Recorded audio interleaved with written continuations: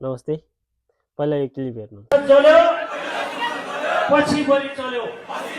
मलाई थाहा छ पहिला संसद चल्यो पछि बोली चल्यो।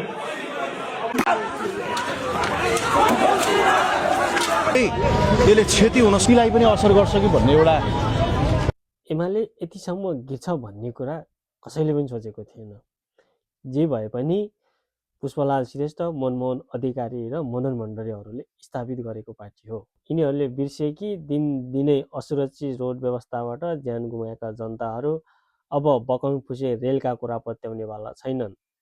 भ्रष्टाचार र विदेशी फन्डिङबाट चलेको पार्टीले अरूलाई भ्रष्टाचारी र विदेशी दलाल भनेका कुराहरू जनताले विश्वास गर्नेवाला छैनन्। यसले प्रश्न हुन्छ कि कमरेडबाट कायरकर्ता, कायरकर्ताबाट झोले र झोलेबाट दास भएको कुरा। हुन त 8 फेलबाट परिचालित भएकाहरू एउटा सध्य बाउलाई छोडेर नपुष्पकलाई बाउ भन्नेहरू 24 पछि 23 देख्नु अस्वाभाविक चाहिँ होइन। धन्यवाद।